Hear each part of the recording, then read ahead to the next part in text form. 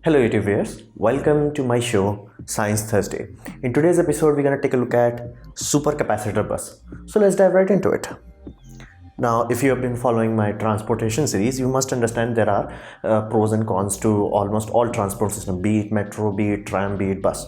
However, bus is a very good transport solution. It's very flexible and it's very dynamic. That means, let's say there is a giant load increase, you can add more bus. If there is a kind of calm period, let's say a summer vacation or things of that nature, you can reduce the bus. It's very dynamic. You don't have to always have to have one system. It's flexible. So let's say new area is built up, let's say new blocks have been added to the city, or giant construction project with housing projects and all that, you can add it. So it's very flexible. That's why people want bus, and it's amazingly useful for large city. You can't have a large city where everything is filled with cars. You simply can't. Nobody will have anything left to do now. And the benefit of that is that bus itself uses the infrastructure that's already there, and it also preserves the infrastructure. If there is let's say 40 cars going on versus one bus, 40 car will cause more damage to the road. That's why people want it. It uses the existing infrastructure and wears it down less. So it's amazing. Then why don't we use it everywhere? One simple reason: it's very polluting in terms of noise and air, as you can see. And let's just not even go about it. Even though if you nowadays modern Volvo buses have a very good catalytic converter, does not mean they have no emissions. They have giant emissions and they are still polluting, less compared to the old past, but still a significant amount of pollution. And let's say you are not concerned about that, but you have to be concerned that it is oil dependent. Let's say you are a country like India, which does not create its own oil, or even in USA you have to rely on foreign oil imports, which can be messy. So for that reason, it's not a very long-term solution. You cannot count on it.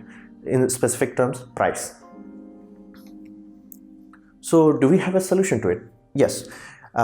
We have trolley buses. You can check my full detailed video here. Now, the idea of trolley bus is basically metro and basically bus had baby together, and this is trolley bus that came out. It's basically electric bus, so no noise pollution and no air pollution, but the consequence was it had overhead lines. Check that video for full detail. So the idea is, this is a very good compromise. It allows almost everything, but you don't, even though you are not digging up the road and damaging it by adding rails to it, you're still needing this large, cumbersome, expensive network of overhead wires. That's why these things are not that popular. That overhead wiring system is still expensive. Of course, it's cheaper than a tram system, but still expensive. So that's the current solution. If you want to do something about it, that's the current solution. So what about this ultra capacitor bus? Now this is again electric bus, so no air pollution or noise pollution, but it relies on what we call flash charging. Now what is this flash charging? This means the full capacity can be charged into this in an instant. Now that instant is not absolute instant. Is generally 15 seconds to 3 minutes full charge, 0 to 100 in that kind of thing. So basically the bus comes, it applies brake to a stop, and then overhead system, it connects to the wiring system and charges itself. That's it. Flash charges. Now it relies on supercapacitor. You can check my video about supercapacitor here. Now all you have to understand is that compared to battery versus supercapacitor, battery changes electricity from electrical state to chemical state. Basically there is a conversion happening. Electricity is coming in, is changing into chemical things, and then chemical is being changed again to get the electricity out. So that's how a rechargeable battery works. How it's happening in a capacitor is basically electricity comes in, that's it. There is no conversion. Benefit: this can do flash charging. Side effect: it's not very basically energy dense. So basically, if let's say you have 1 liter of space, how much watt hour you can have in that is very little compared to a lithium ion battery, basically 3 times low. And it's also kind of heavish, but not that heavy. Lithium is very heavy. So in that regard, you cannot expect a system where you have a supercapacitor bus and the bus will have a range of, let's say, even 150 km per hour. It's not going to happen. So what these capacitors have is a very good flash charging ability. So somebody came out with the idea, see, we're going to have infrastructure one way or the another, so might as well have bus stops that flash charges this thing, and it has charge capacity for 5 to 15 kilometers, or sometimes 30 kilometers. Generally they are below 40 kilometers, and they have a battery bank as a backup system. So let's say they ended up in a scenario where one bus stop failed to give it flash charge, it will run on battery power and then go to the next stop and it will charge again. It cannot run on basically battery forever. It's just there as a last mile backup solution. So all they are doing, instead of having entire wiring system over a city, they simply have to upgrade the bus stop, which can be very unintrusive, and this can be incorporated in many city structure, so you won't even notice it. Like, this is very clean looking kind of scenario, and these supercapacitors are this big. So even though they are going from 0 to 100 charge in few seconds to few minutes, do not think they have the range. Please be aware of that. Many times people kind of mistake that they are charging that quickly and they have the range. They don't have the range. They don't even go 50 kilometers. So that's why we are investing into this. It's like you can charge it every bus stop, you have to stop it. So these things can charge 0 to 100 in 15 seconds. So you have to stop in a bus stop for practically you have to do that. So might as well charge it. So this is why Shanghai is investing a lot of money into this. So is there any future in this technology? Yes, the current range is kind of limited, 4 to 30 kilometers. Once it reaches that 50 to 60 kilometers, it will become absolute, because even in a large city, every bus stop is actually very few kilometers apart. So more than enough, the bus have more than enough range. And in terms of efficiency, there is a kind of problem with this. Is like, even though it has supercapacitor, those capacitors are fully charged. So when they apply regen braking, it cannot absorb the full amount of energy, because, well, it might as well be full charge at that time. So we have to do something about the efficiency. We may decide to add a secondary capacitor bank which is just there for braking energy. So that efficiency we have to do.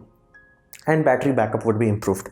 Now you might be like, okay, why go through all this hassle, not simply use battery bus? Here's the deal: battery bus are more or less this expensive, but they do not last long as this. Basically, you have to throw away supercapacitor bus when everything in bus breaks down. Its axle breaks down, its suspension breaks down. Basically, at the end of lifespan, you throw this whole thing away, or basically you recycle it. In terms of battery bus, you will have a scenario where, let's say, a bus can supposed to work for 20 years.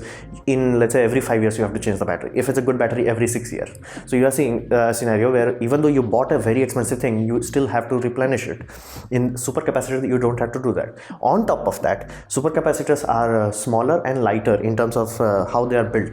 They are built in a such a way that they only go from one bus stop to another bus stop, and they have a backup, so it can go to another bus stop if one bus stop malfunctions. Let's say you get to fail to get the flash charging here, you go to the next bus stop. And I have provided plenty of the links and video down below, so you can easily dig more into this if you want to.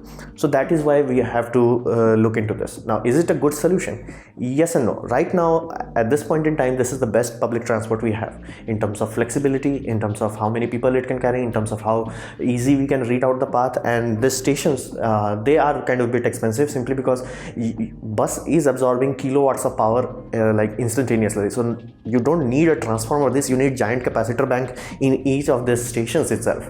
Otherwise, if you directly connected that kind of load on the grid, it will sink the grid itself. So we have to have a scenario where you have a big electrical infrastructure in each bus stop. So that is kind of cumbersome, but it is better than having overhead wire everywhere. So we still need to improve it a bit. Now, will battery technology ever reach a point where they can directly compete with supercapacitor? No, because there is an inherent conversion that is happening that will slow it down. No matter what you do, you can flash charge even lithium ion cell, but not only it will degrade it, it will also cause fire hazard. So, and be mindful, capacitors are much more resilient to temperature and to damage, and they do not explode. So that's why people are investing a lot amount of money in this. What can be improved? Nothing much. We just simply have to simplify the structure. It's already tested in many places, and however, this is a small bus structure which I kind of don't like, because it has a plug that goes into the basically bus, and the plug is on the side. That's kind of problematic. This has the kind of range where bus driver does not have to be like docking with a shuttle kind of scenario. It's a very simple bus. You go there, you will be like there is enough fudge factor that your overhead connection system will work. So we still need to polish the system a bit, but this is kind of a very good right now solution. This is something that you can invest in your city today. That's the interesting part about this. This is something you don't have to be like, okay, let's wait to see when battery technology gets out. No, this is ready for prime time. This has been going on for long enough that there is more than enough usable data. You can see it and people who are in this, they say it's very quiet. People who are driving behind this, they are very quiet, very not enough heat is coming out of this, which is amazing. So because if you are in India and you've been behind a Volvo, and when it accelerates, the amount of heat that comes out of it is like, damn. And of course, it's burning tons of diesel.